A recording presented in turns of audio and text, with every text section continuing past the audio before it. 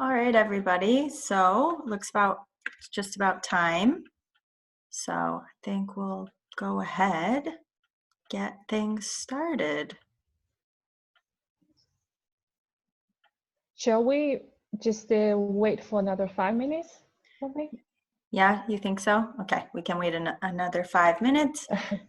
Just so Yeah. everyone knows, you're in episode 3 of Coping with COVID with our expert, David X. Martin. And yeah, we'll just give everyone a few more minutes. I'm getting ahead of myself. Thanks, Young.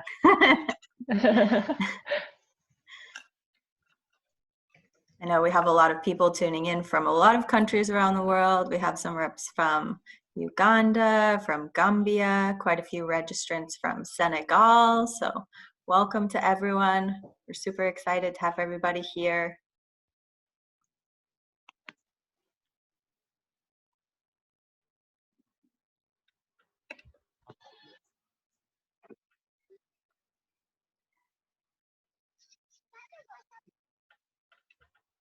And if you can, make sure to mute your microphone. Just that way we can make sure all the focus is on our expert until we go live for the Q&A session, which will be the second half of the webinar. I'll just jump into some logistics then for everyone who is joining on this Zoom webinar for the first time.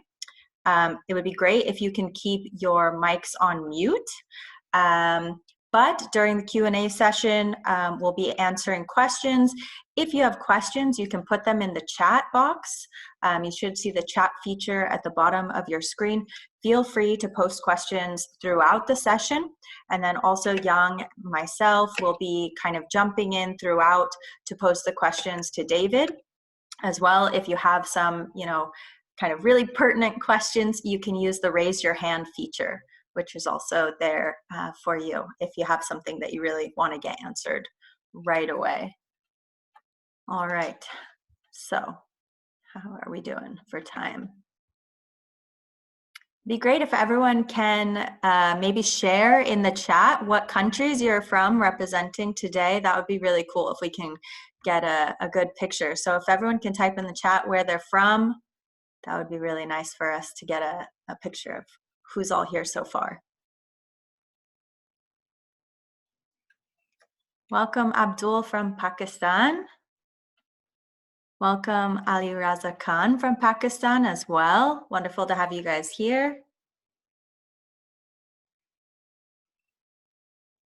Welcome Julius from Uganda.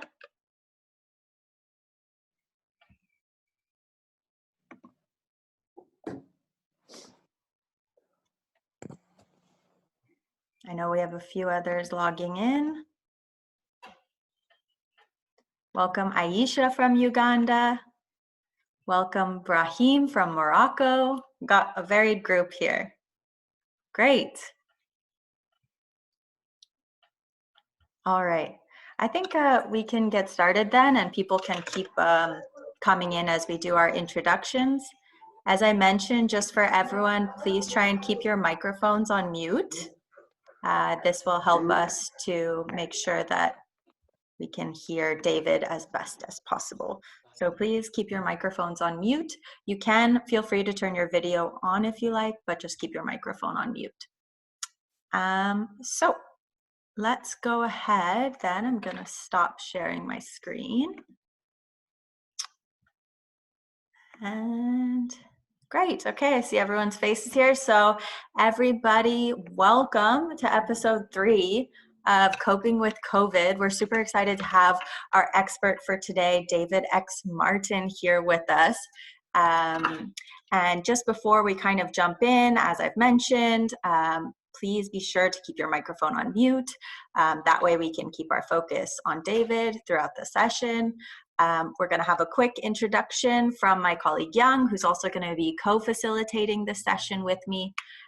It will be recorded, so anyone who's not here or has to step out halfway through, you'll be able to access this recording afterwards on both the Yay community website as well as on YouTube. We'll be sure to share it on Facebook, of course, as well.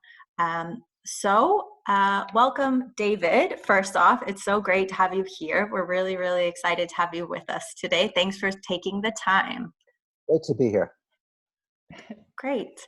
And I'm going to hand it over to my colleague Yang before I go ahead and give you your proper introduction. Yang's going to quickly introduce, for everyone who doesn't know, just a bit about the Youth and Trade program within ITC. Over to you, Yang. Thanks, Claire, and hello, David, everyone. Nice to meet all of you like this. So just briefly on the International Trade Center. So we are the joint agency of the World Trade Organization, WTO, and the United Nations. And I'm proud to say that we are the only development agency that is fully dedicated to supporting the internationalization of SMEs. And then to enable them to become more competitive and connected to the international markets for trade and investment. And then we have a particular focus on youth and women in entrepreneurship to raise more, to help them raise more income and create job opportunities for them in less developed countries. And on the youth and trade program specifically, we take a market-led approach to build entrepreneurship skills and the employability for the young people. Like the program responds to UN SDG 4 for quality education, and also SDG 8 for decent work and inclusive economic growth. So we work with different partners at different levels, like the government and policymakers, trade promotion organizations, so that they can consider the youth dimension in their trade development strategies. And we also work with different partners in different sectors in the market, so that they can share their network, knowledge, and the resources to the young entrepreneurs. But most importantly, we directly engage with the young entrepreneurs, in different ways through different channels to increase their competitiveness. So YEAR community is one of the most important platforms that we have. So as you probably already know, it's a global community, provides a space for the young entrepreneurs around the globe to connect with the resources, opportunities, coaching, things like that. And we're active in 16 countries with a reach over 17,000 young entrepreneurs. So welcome all to the webinar today, and hope you can enjoy this webinar. And please feel free to send us the questions on the chat box. And so that's it. Over to Claire now. Great, thanks, Yang. So without further ado, I'm going to introduce to everyone our featured expert for today. So David X. Martin has had a 30-year career as a senior financial executive. He has held senior positions at PwC, Citibank, and AllianceBernstein to guide these organizations and advise them in managing through crisis.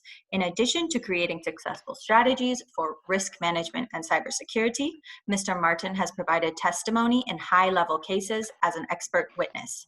He is also an avid writer, speaker, and university lecturer who has served on multiple boards. So once again, welcome, David. We're so happy to have you here today. Nice to see you. So quickly for our audience, I'm going to give everyone a really quick definition of an economic crisis. So an economic crisis is a situation in which the economy of a country experiences a sudden downturn brought on by a financial crisis. Right now, as everyone is well aware, we're facing kind of dual crises. We're facing both a public health crisis as well as an economic crisis, which has happened due to that public health crisis. During any economic crisis, economies will experience falling GDP, a drying up of liquidity, and rising falling prices due to inflation or deflation. An economic crisis can take the form of a recession or a depression, also known as a real economic crisis. So what we're going to be talking about today. as a young entrepreneur, how can you continue to be a strong leader for your startup or your micro enterprise or even your medium-sized enterprise during and throughout this current crisis?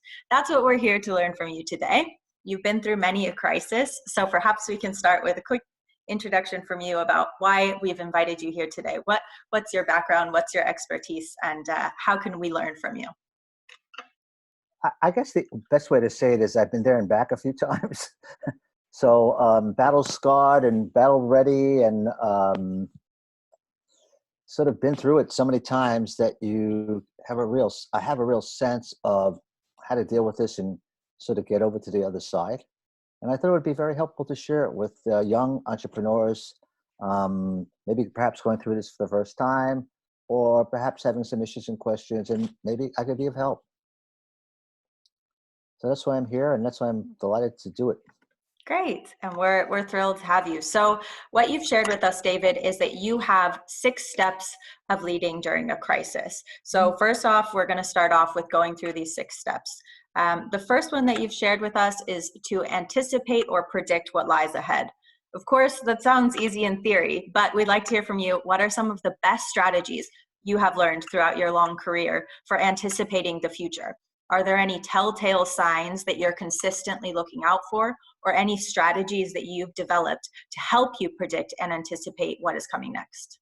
Well, some years ago, I did a strategic plan for Citi Corp, and I went to the CEO and asked him if I could get in to see Peter Drucker, who at that time was the foremost management guru. And he arranged it, and we actually paid Peter Drucker $15,000 for me to sit with him in his living room. That was a long time ago. That was a lot of money. And said to Peter, I said, Peter, how do you predict the future?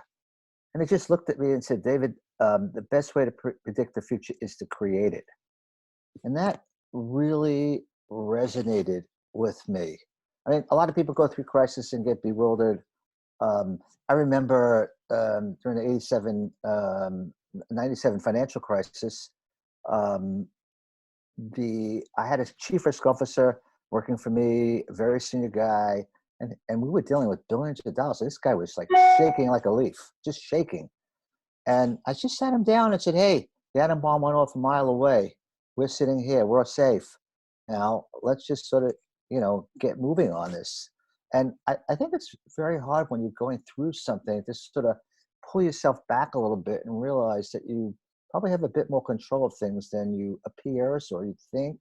And that the way to go forward is to create focus. And see, people say to me, what is risk?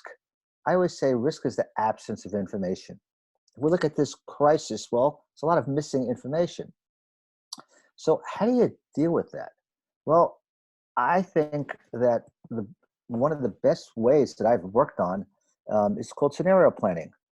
Scenario planning is sort of like what if scenarios, how the world's going to turn out to be. And if you do a couple of them, you could sort of get the realm of possibility out there, sort of create the boundaries, and then sort of think through how things are going to happen.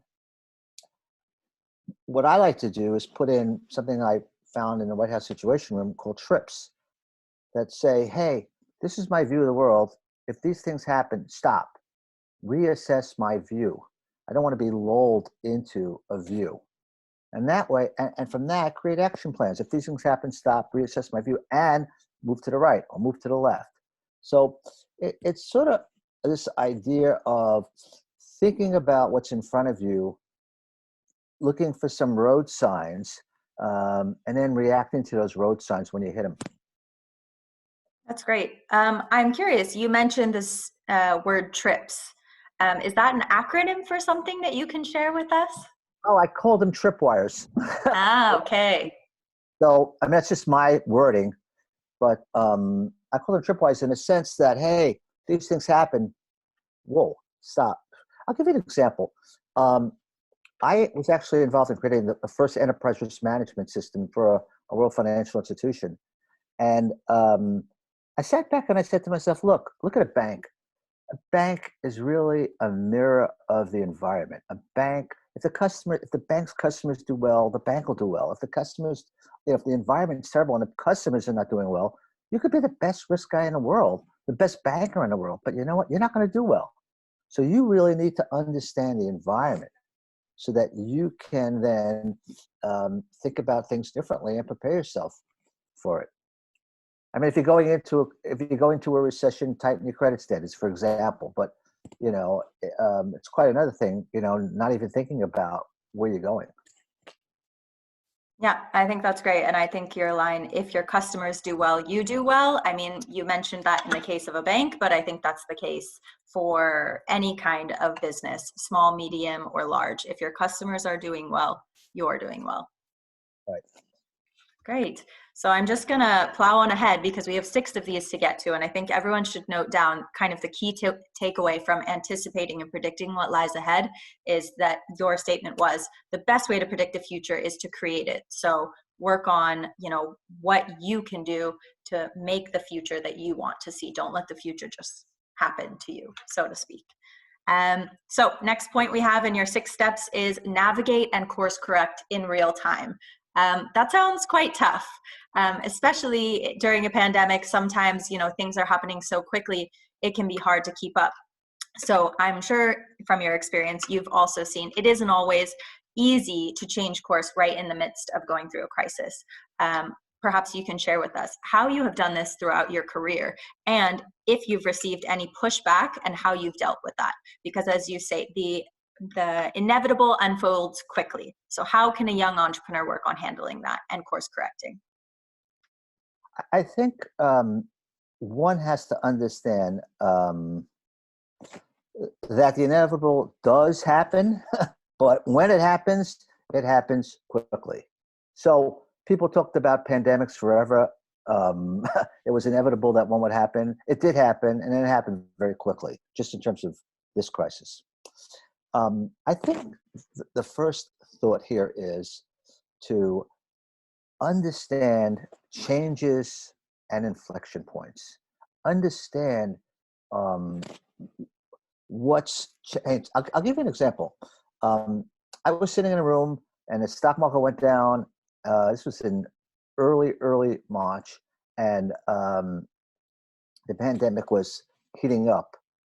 And I was with someone, and he was a pretty brilliant guy, and he said, "Hey, we got a real problem here." He saw the inflection point, right? You gotta be attuned to the world around you and things that are changing, and realize that we're going into a different world. And in that context, you really need to question the assumptions that you make. You really have to think about things. I'll give you an example. You could start a business and assume X, but if X doesn't happen, you got to have alternatives, and you got to think about the alternatives now, not when you get to X, but now. So when X comes, okay, you have alternatives. I always say the best decisions in life are made when you have alternatives. So it's very important to develop your alternatives so you get a sense of how you can position yourself smartly to move forward.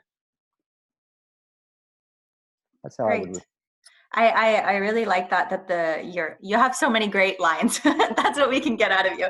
The best decisions are made when you have alternatives. So maybe this is also hard to quantify, but I'm curious, as a senior cybersecurity and risk management expert, on average, how many of these alternatives do you have in your mind when you're working with some of these large scale corporations? Is it something like you're constantly thinking up alternative scenarios, or you have written down like 5 possible scenarios of how things could turn out at all times?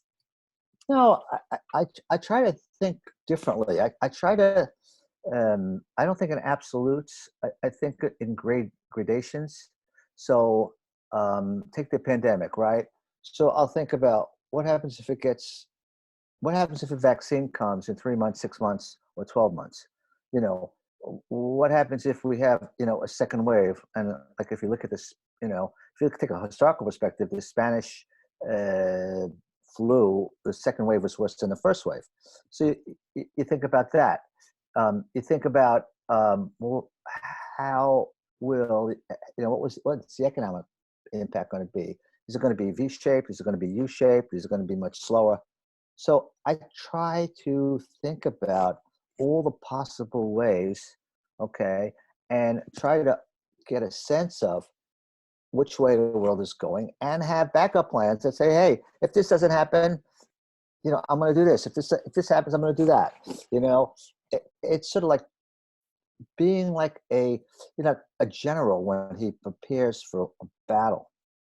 If you look at military strategy, okay, it's always, have a retreat plan, have a charge plan, it's all kinds of different things. But the general knows the terrain that he's fighting on, the strength of the enemy, what the possible weaknesses of the enemy are, what his possible weaknesses are.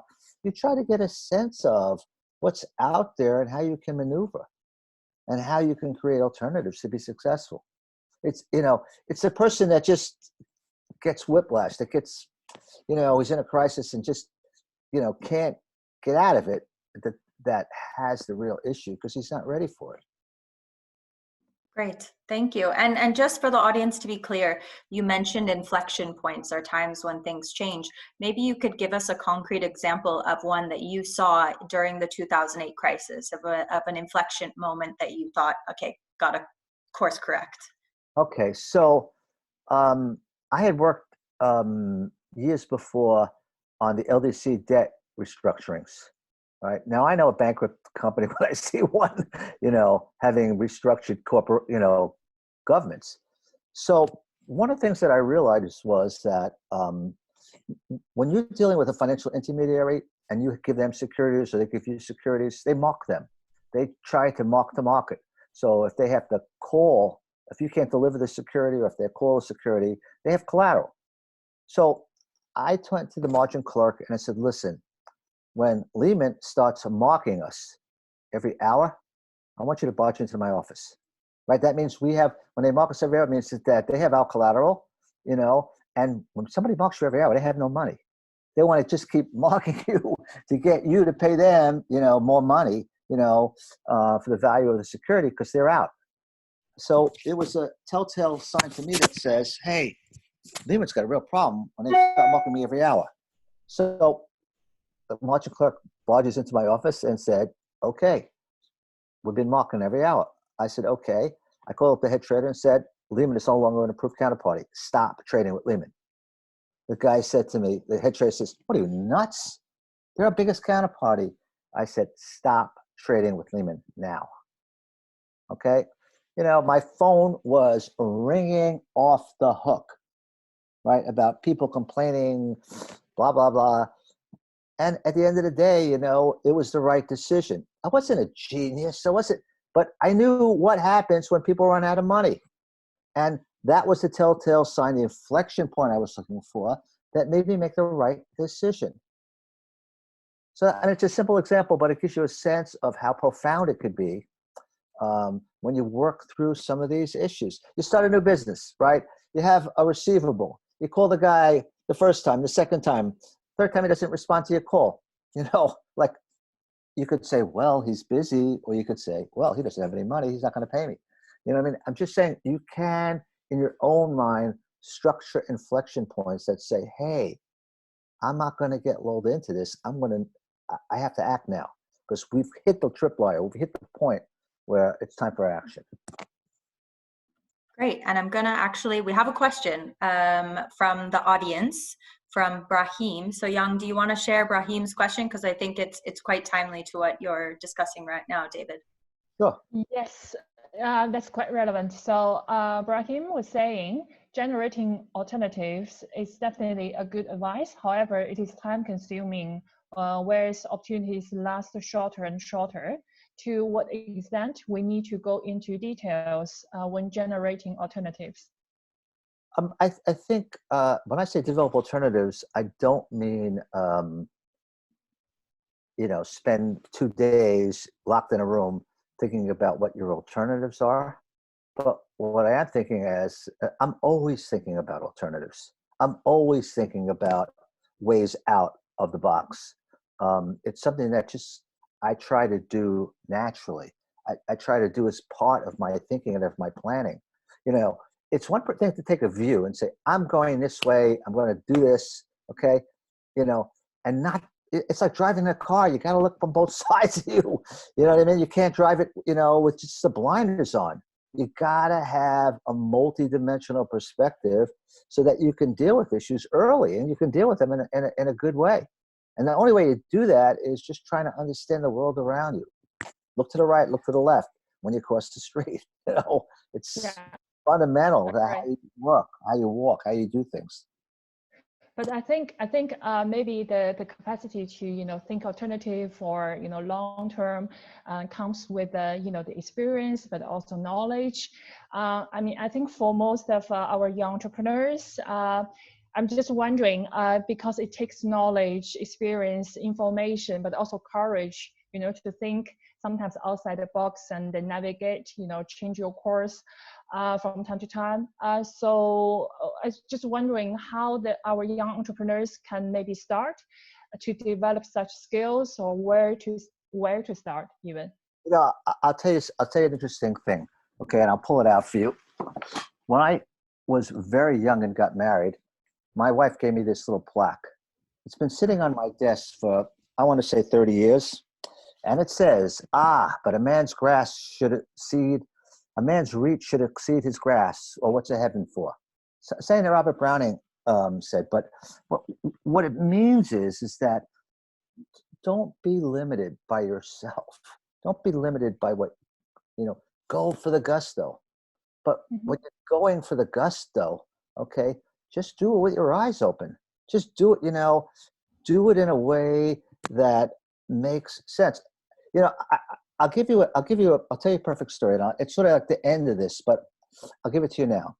And let me just take a step back. You know, look, I've been charged by an elephant on a safari.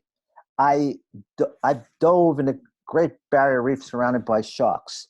I did a safari, and I was charged by an elephant.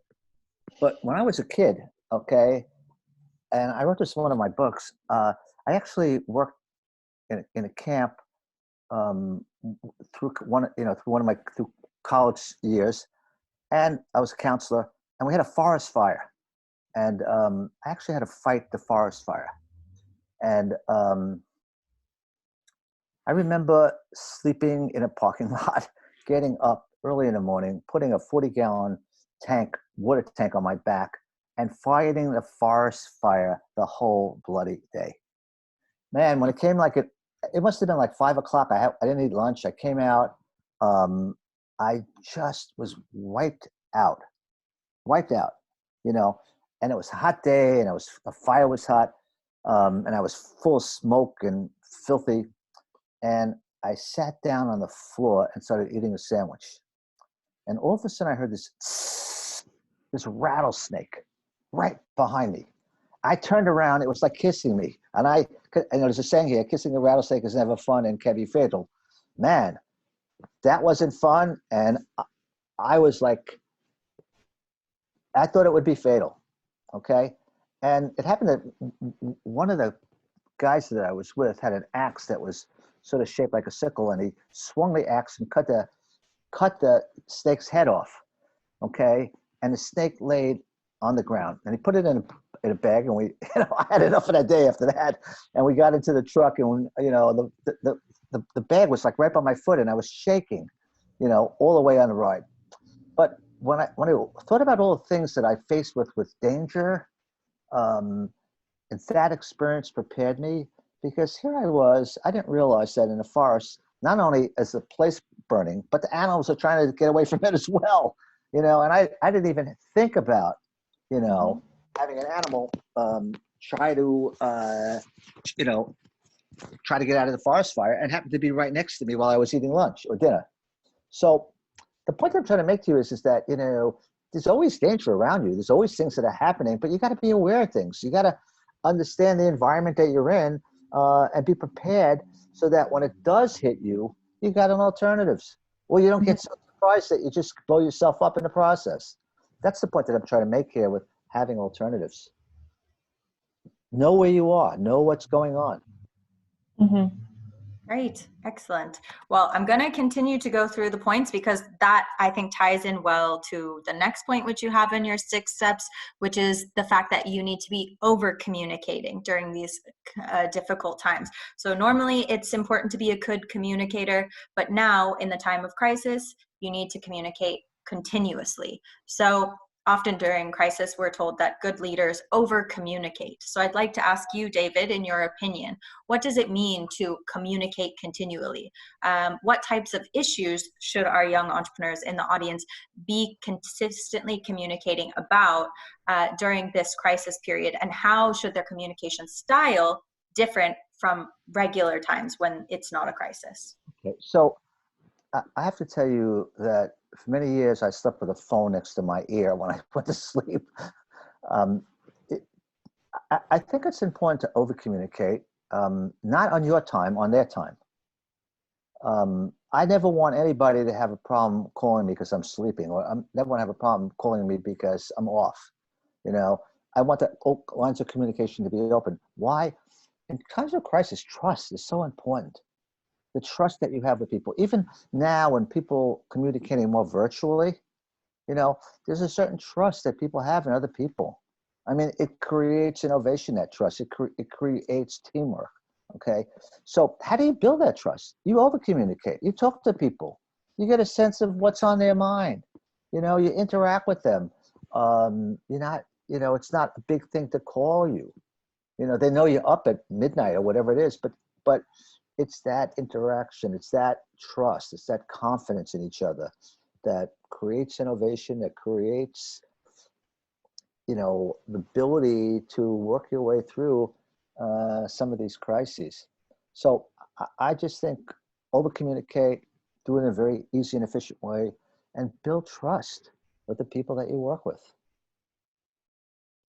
Great. And then we have a follow-up point to that, which is, you know, communicating, you say, risk is everyone's responsibility. And within the decision-making process, everyone needs to have some kind of ownership. So how in your career have you gone about communicating that to people so everyone feels like they have a stake in the current situation and they also have a stake in ensuring that the company gets out of the situation, such as a crisis like today? Well, I always believe in the 3 lines of defense that sort of says, hey, 1, you're responsible for the risk. You're running this business, you're responsible for the risk. 2, I'm a risk manager. I'm looking to help you in terms of oversight. And 3rd, a lot of larger companies or even small companies have auditors that provide an assurance function that tests to see that you're doing what you said you're doing. But what I think is that you have to own up to the risk. You have to, if it's your business, you have to manage it. You can't expect me to manage your risk. You have to manage your own risk, because only you can fully understand and appreciate what your customers are like, what your market's like, what the issues are, and you have to decide how much risk you're comfortable with. Look, I grew up under a guy by the name of Walter Wriston. He wrote a book called Risk is a 4-letter Word, right? His view was there's nothing wrong with risk as long as it's managed. You have to manage the risk, okay? And the point is that who's best to manage that risk in terms of everybody who deals with it. Like you take cybersecurity, right? You know, it's not just big brother in the sky that's managing, the cybersecurity. It's every single person, and they're the most vulnerable piece of it. So from a risk perspective, you have to take it on, and it's okay to have oversight. It's okay to have assurance, but at the end of the day, if you're running a business, you're responsible for the risk, because risk varies with return. Nothing wrong with it. Higher risk, higher return, but you got to manage it. That's how I think about that. Great. I think we have some questions from the audience. Young, if you want to share those. You're on mute. Yeah. Yes. Let me see. Let's go first. First from Julius. So he's saying, thanks for this. So for a while, I have been pondering on the challenge that young entrepreneurs face, especially in Africa, trying to compete with more established businesses that are owned by politically connected individuals. And in a sense, they end up failing by directly being sabotaged or indirectly through policies that one favor. With the pandemic now, it's even more difficult to access some of the relief for businesses that are youth-owned. What would you advise young people in these situations? Because it seems like this situation will stay for long. So I think the way out of the box, if you will, is again creating your own destiny. And there are certain advantages of being small. You can be much more nimble. You can be much more creative. You can be much more innovative. You can move into very specific sectors, niches. So what I'm saying is, think about specialization. Think about underserved markets. Think about where you can make a difference, where a large company that lumbers along and takes a long time to make decisions, and maybe is not as innovative as you can be or entrepreneurial as you can be, well, you could take advantage of that. So use your ability that you're small, the ability that you can move quickly, the intellect that you have, the understanding of the market itself, the micro market, to your advantage. And, I think you'll give the large company a run for its money. But you really need to look at this as an opportunity, like, hey, these guys are all busy, worrying about the pandemic. And, their workers don't come in on time. They don't service the customers properly. They're not making any investments. They're lumbering along. Use the entrepreneurial capabilities that you have to your advantage so that you can be successful.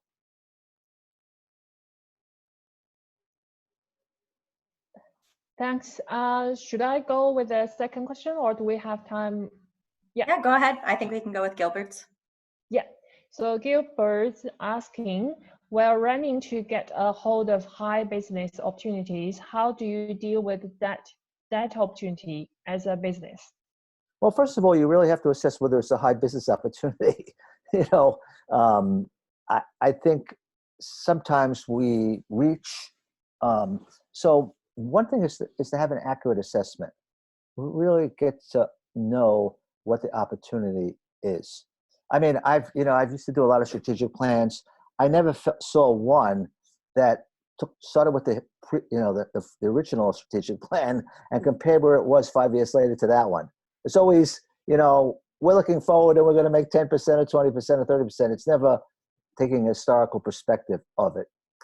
I think, be realistic. Get a real sense of what's out there and what you can do and where you could make, your mark. And if it's a real high octane opportunity, think of a joint venture. Think of combining with another company that has strength. Think getting a business partner that has experience there. But there are all types of ways to sort of garner the opportunity. But one, make sure it's real, and two, make sure you have what's going to take to pull it off, to make it happen. Great. I think that's critical. And we have another question from Aisha, who's from Uganda. She says, given how hard this pandemic has hit small businesses, many have had to lay off employees without prior notice. I'm asking you this because it deals with communication. How can a leader manage this without coming off as unethical? How can they handle having to lay off workers, but also retaining, their standing? Be human. I mean, I know that sounds flip. I've had to lay off people. I try to put myself in their shoes. I try to empathize with them. I try to tell them that they're really good people, but caught in a bad situation. And that, I myself as the manager don't have a lot of alternatives, but they are good. And, I've spent hours talking to people that I've had to lay off and encouraging them to do certain things. And I myself have tried to even get those people jobs, called up people. I mean, I think the issue, I mean, if you're sincere and you're caring about people, I think people remember that. I think people respect you for that. So, you know, it's not only about you, it's about them also. And um, I, I don't, I mean, this is going to sound crazy, but I always feel it's very important. Humanity is important, like what you do with people. I mean, I've said this 1,000 times. No one will ever remember anything that I've done in the business world. The only thing that will remain are the relationships I have with people. So I place a premium on those relationships, you know, and I'm very careful not to sever them. And I have students that, you know, that come back to me 10 years later and, you know, want to go into business with me. I just had a student call me up and wants to do a cryptocurrency fund and wants me to go, you know, on his board of directors and, you know, and help him with the fund. But I think it's because I try to maintain relationships. I try to treat people, you know, like I would want to be treated. And I think it's being human. It's just showing the qualities that you really care about people. And I think the people that work for you, that stay, work harder because they trust you. And the people that leave have a very good feeling about you. And you never know where you can see them again, you know, in the future. I mean, I've had people I remember one person in particular, I won't say his name. I was actually forced to hire him at Citicorp.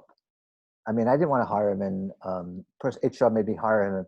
And he came in, and he was just out of college. We had paid for his graduate school, and he sat down, and I said, "Why should I hire you?" And he just like back went up, and he stood up at attention, and he went on for 20 minutes about why I should hire him. And I said, "Stop, you're hired. Now get out of my office." And this young man eventually became a chief risk officer and had 3 or 4 stints of duty, 3 or 4 different jobs with me over the years. And I feel like he's I feel like he's a son to me in a way. So all I'm saying to you is that there are times when it's very hard, but be human and try to interact with people and treat them the way you want to be treated, with respect and dignity. And I think that is the only way to deal with this. Yeah, I think that's excellent advice. And I really like, you know, that you've mentioned that, and I think it's very humble to say as well that, you know, none of your kind of key moves within business will be remembered, but your relationships are what will be remembered. And I think that's a really, really nice point.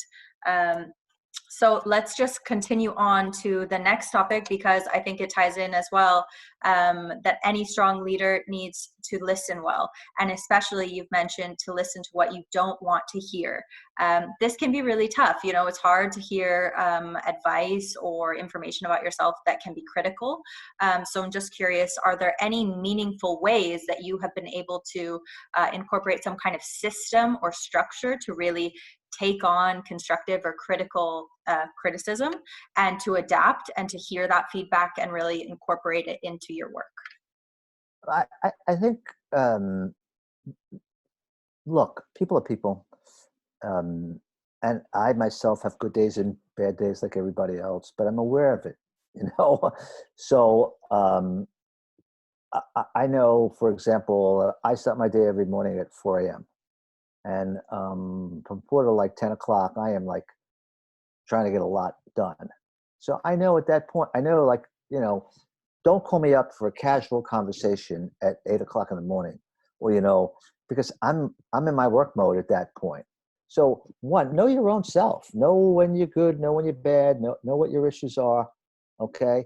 2, have that sensitivity. 3, have that openness. Okay. And I think you have to give people the opportunity to be honest with you, because that's the only way you develop this trust. And people have to be aware how you feel, and have to be aware of what the issues are important. You know, like I try to think about things like what's really important here. Like, what are we trying to do? What are we trying to accomplish? Like, you know, if the most important thing here is my relationship with you, like, how do I make that? How do we communicate? How do we trust each other? How do we get things done in a way like everybody gets annoyed at various things, especially now with this pandemic, right? You know, people have like little things that just drive them up a wall, right? But I think at the end of the day, I think the word is kindness, you know, like, you know, one of my sons said to me, came over to me once and said to me, Dad, what's the most important thing that I should look for in getting married? And I said, kindness, because life is hard, and if you're kind to each other, you'll make it, right? So I try to take this kindness, okay, and put it into, you know, relationships, into work, into all the kinds of things that I do. It's not to say that I can't be tough. It's not to say that I can't make difficult decisions, but I want to do it in a way where I'm kind, where I'm thinking about the other person, and I'm trying to do it in a way. So if we have kindness, if we have trust, if we have personal relationships, you know, we interact better. So then we could talk about things more openly, you know, and, you know, if you're going to tell me bad news, I'm not going to react to it in a way. I'm going to listen to it in a way. Like I was talking to someone last night. We were working on a plan, and he said, I disagree with you. You know, and it was late at night. I didn't say, like, who are you to disagree with me? I didn't say that. I didn't say, hey, like, tone it down a bit. I didn't say that. I just listened, and then I repeated what he said. One of the little tricks I have is that when you're talking to people, they don't think you hear what they say, so they have to repeat themselves. So what I do is I say the exact sentence that they say to me, and then it gets to them, oh man, this guy really understands what I'm talking about.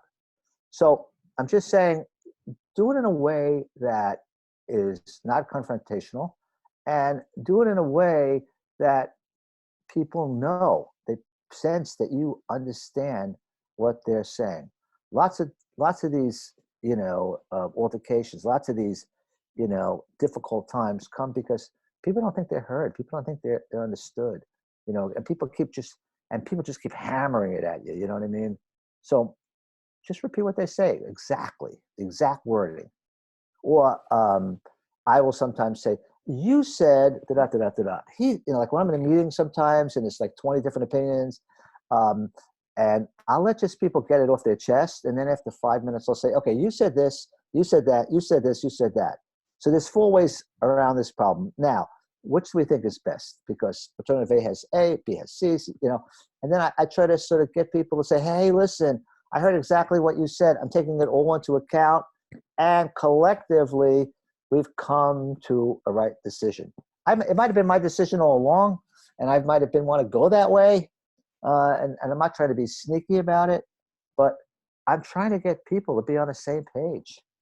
And sometimes it's just very important I hear you, I understand you, I know where you're coming from, you know, I know what you're thinking about. What about this? What about that? What about this? And people then open up a bit more and become much more receptive to what you're saying. Don't put the roadblocks in, you know what I mean? Like keep the road open so people can come in and out. No, I think that's excellent. That's excellent. I mean, I really like the point of actually repeating people's sentences back to themselves. I mean, that's a really actionable insight that our viewers can literally incorporate right away in a difficult or maybe, you know, tense conversation. Just take everything in, don't react right away, repeat people's words back to them, and ensure that people are heard. I think those are really critical. Right.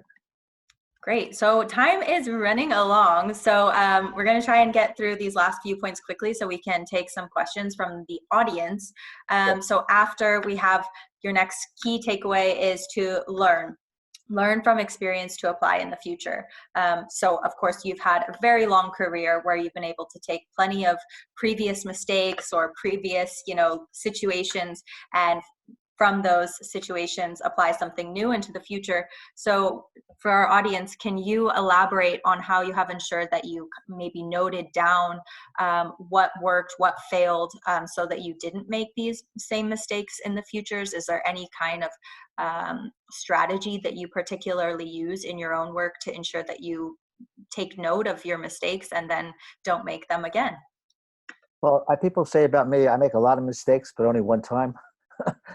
I mean, I find that mistakes are learning experiences. and that everybody makes mistakes. So learn from them.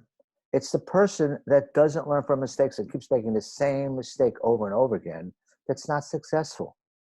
So I try to take a step back when something doesn't work and say, okay, how did I blow this? Like, what did I do wrong? What should I have done better? What should I learn from this? And like, I'll give you an example. I used to be responsible for errors. Like, we were a large financial institution. We had like $750 billion under management. And there were a lot of errors that were made, right? Whenever an error was made, I'm saying, wow, what a great learning experience, okay? Now, where could the same error be made anywhere in this company? And let's figure out a control device that it doesn't happen again. So I try to take, and I actually had a committee that sort of learned from, okay, let's go over all the mistakes we made this month, and let's say what do we come out of it? Like, how do we feel about these things? What should we be doing? I mean, if you think about the, like if Japanese and Kaizen, where you keep on making small changes based on errors, and and you think about resiliency now in terms of being able to make changes, in supply chains or whatever, to be more resilient to change. But what that is just really understanding what mistakes you've made and being able to correct them. And the other thing is, like, what mistakes will you be making? Like, what am I doing how am I getting lulled into a false sense of security? I was sitting on that rock and that snake was right behind me. I was secure. I didn't realize that, I was in a dangerous situation, So how do you not get lulled into this passive, how do you let your defenses down and boom, you get blown up? So I try to be very sensitive to mistakes. I try to think about, I mean, 20 years ago, I hired a famous hacker to hack Citibank. Okay. It was crazy then. People said I was nuts, but, I wanted to get a sense of how they could get in. Right. So I hired a pro. I know how to do it. I mean, an honest guy, he was a professor at MIT. But the point is that you gotta test it. You gotta feel it. You gotta, see how you can get hurt and learn from it and apply it so it doesn't happen again. So the next time you're in the same situation, you know it. Yeah. And it's just corrections as you keep going, these minor corrections that sort of get you to calibrate you to get you to where you need to be. That's excellent. I've never actually heard anyone think about the mistakes that you haven't yet made. So your future mistakes. I think that's really interesting, to even be, I mean, of course, you're always looking to the future as a risk manager, and you've talked about all the multiple ways you look at different scenarios, but I really think that's a kind of critical takeaway, is to think about the mistakes that you might make in the future and how you would even adapt or potentially not make those mistakes at all. I think that's a really great insight. So our final of the 6 key steps in leadership during a crisis is to lead by improving yourself to elevate others. That sounds nice. What does that mean in practice? And is there an example that you can share with us from your storied history that can serve as an example to our viewers?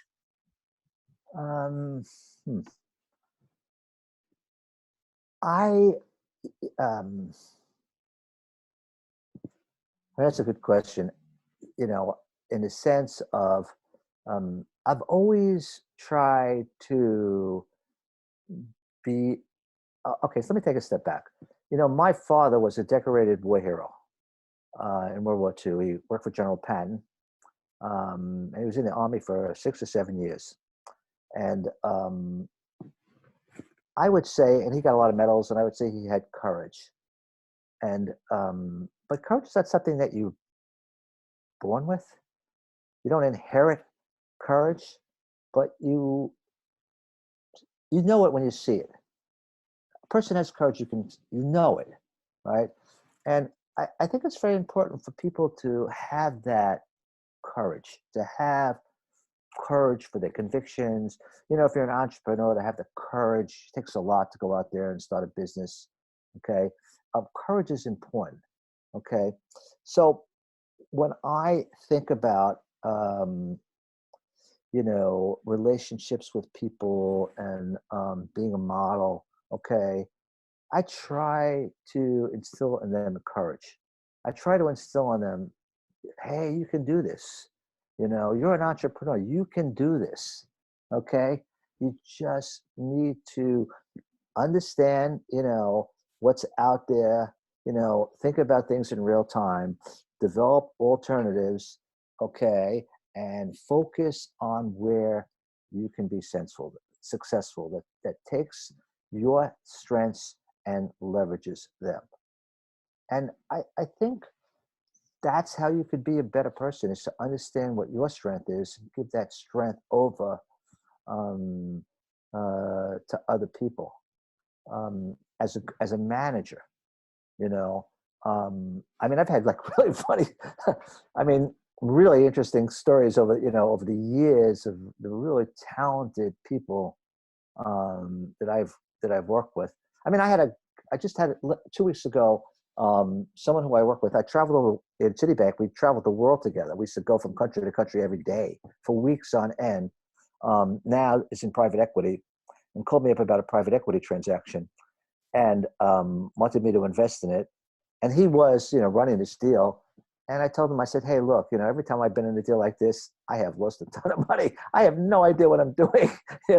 It's just not what I do well. I like large, complicated issues. That's what I'm good at, But the fact that I was so honest with him, he said to me, David, I've been at this a long time, but you're the first person that was really honest with me. He felt good. He felt like I wasn't trying to not encourage him to do this. He felt like I wasn't trying to say, you don't know what you're doing. I was saying, I don't know what I'm doing. That takes humility. That takes, being real, and that gives a person courage to say, hey, he's a pretty smart guy. And he's saying that, I'm a smart guy, I could, I can go ahead and do this. So I think at the end of the day, what you want, if you want people to respect you, if you want people to value your opinion, just understate yourself. Just you don't have to show people that you're good. People know it when they see it, and it's important to just recognize what people's strengths are, and how to get it motivated. I just tell you an interesting story. Somebody's around the corner from me, a neighbor. Her husband died, and he had this complicated business, and his partner was really giving this woman who was a widower a really hard time. And I just sat her down and said, hey, what's the issues here? You can do this. I got her a lawyer to help her, and I did, and I started helping her with, but I gave her the courage itself to move this thing forward, that she could do it, and that's sort of what I think, and how I would respond to your question in terms of being human and giving over things to other people. But look at yourself first, because it starts with you. Tried and true advice there. So those are the 6 steps. I think those were really critical, and we got some great insights, some great takeaways. Before we finish up, because we're almost out of time, I'm going to hand it over to Young, who has a few questions from our audience, Cool. and she's going to share those with you. Yeah, I think a couple questions already been answered during the in the process, but then a few of them actually ask similar questions on team management in the context of remote working. So a lot of us actually start remote working, working from home, things like that. So how to motivate the team in such situations? This is actually a question from Cameroon, Vietnam, but also Abdul from Pakistan. Yeah. So again, trust, build that trust. Okay. Build trust amongst the team, have more communicate more than less, be available, so when it's convenient for everybody. It's not, you shouldn't have meetings when it's convenient for you. You should have meetings when it's convenient for everybody, So foster that interaction, foster that trust, it will create, foster collaboration. It will create innovation. People will work together, and use Zoom, use those tools that makes the distance closer. I would think, I would think nothing of getting on an airplane and going to have lunch with someone in the United States, go to the UK, have lunch with them, and get on an airplane and come back. Yeah. Because I just think that there's nothing that compares with a direct interaction with someone. And, you know, think about the direct interaction. I'm looking at you now. I see you. I see your expressions. You know, that's important. And I'm just saying to you, use the electronic tools, you know, to do that for you. You know, it's in a way it's easier. Yeah. Because it's more available. I could dial you up anytime and talk to you, as opposed to getting on an airplane and going to see you and having a face-to-face discussion with you. But people think about it as, wow, this is harder. Think about it as, wow, this is easier. It's so much easier to see somebody face-to-face and have a conversation with them. Yeah, great. And then we got another question. I think it's also relevant. It's like how to have your employees on board with all these changes happening. I think you have to communicate with them. You have to be upfront with them and saying, hey, we're going through these times. We need to do the following. I'm going to do, I lead by example. I think that's the only way to do it. You know, if people's salaries have to get cut, mine is the first one to get cut. You know, if people need to spend less in terms of expenses, I'm going to be the first one to spend less. So lead by example. Always be considerate of other people's and what their needs are. Overly communicate in terms of where directionally where things are headed, and have those hard conversations. You know, don't try to sugarcoat things when they have to be sugarcoated. You know, treat people with respect and dignity, and be honest and upfront with them. And I think when you start building this trust, you know, people take bad news better. They work better with you. I just think that you know, these people that are just very dogmatic and say, well, we have to cut 10 people and you're one of them. You know, whoa. You know, like these surprises out of nowhere. You know, I mean, it's at the post office the other day, and somebody walked in and said, hey, how long do you think this pandemic's going to go on? And there were like 10 people waiting online. And then he says, well, I got laid off yesterday. You know what I mean? Well, I bet he's one of those people that had one of those conversations where his boss said, hey, you got to be laid off. And he told him that day, you know, and the person couldn't grasp it, you know? So all I'm saying to you is that if you're going through difficult times, spend more time managing through them as opposed to reacting. See, I think a good manager takes the heat and distills it. A bad manager revs it up and gives it out. You want to be a good manager. You want to take that heat, distill it, and then let your people that work for you go ahead about their business and do things right, as opposed to getting it, charging it up, and then screaming at everybody and getting everybody all, you know, riled up. You have to be the filter if you want to be a good manager, because you want people to, you know, be very thoughtful and clear and trust and organized and focused, and so it's your responsibility. Yeah, totally. So I think the last question actually from the registration is actually Elvis from Uganda. So asking the role of founder during the crisis. I think it's basically already you summarized already quite a large part of that, but maybe just to recap. So as a founder, as an owner of the business, what's the role of, you know, I think in such crisis? I think founders have special roles because businesses are like people's children in a way, and people who found them have very strong emotional ties to the business itself. And founders have to be very careful about that. And they have to be the biggest cheerleaders. They have to be the biggest people, you know, the biggest, you know, sponsors, the biggest, the ones that people say, hey, you know, I'm going to go see the founder because he's going to give me the right advice and the right perspective of things. As opposed to a founder that says, hey, I started this business, it's my business, and you're going to do things my way. You know, you have to take that founder title and feeling that you have about the business and turn it around and open it up the business to other people, your other employees, so they feel like founders too in a way. So they have that same sense of loyalty, that same sense of importance, that same sense of we got to get this done.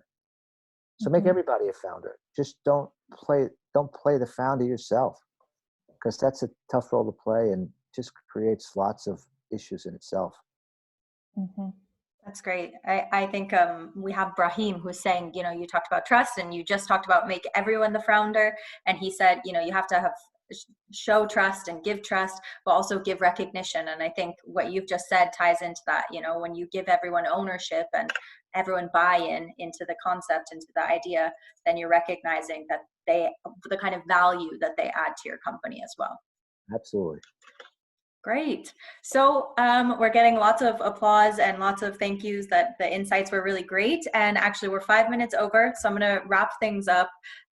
This has been superb, David. Thank you so much for taking the time, especially during this madness. And we have shared your 6 takeaways for leading during a crisis in the chat, but we'll also, of course, share them later. And for everyone who's interested in asking more questions of you, we're going to share the Youth and Trade email address in the chat box so that anyone can send us questions that they have for you, and then we can pass those on to you. And yeah, basically, thank you so much for taking the time to be with us today. It was really a pleasure. My pleasure. I want to thank you for giving me the opportunity to be here and talking to all these wonderful entrepreneurs, you know, and interacting with them. And I think it's all about giving. You know, I always say this: as I get older, I have this like little satchel, you know, that I've accumulated things in, and it takes time to, now it's time to start taking things out. Well, this morning or this afternoon, whatever time zone you're in, was taking those things out and giving them back. And so I'm really thankful for the opportunity to share some of my experiences. And if I've been helpful in any way, that really makes me feel good. So thank you for having me. It's really been a privilege, and look forward to doing another one of these days. Great. We'll definitely be in touch. Everyone can watch this video whenever they like on YouTube or on the Yay Community website. So these insights will be marked down in history. So thanks, everyone. Have a great rest of your Tuesday, and stay tuned for the next episode. Thanks, David. Have a good day. Ciao. Thank Bye. you, David. Ciao. Bye. Thanks, everyone. Bye, everyone.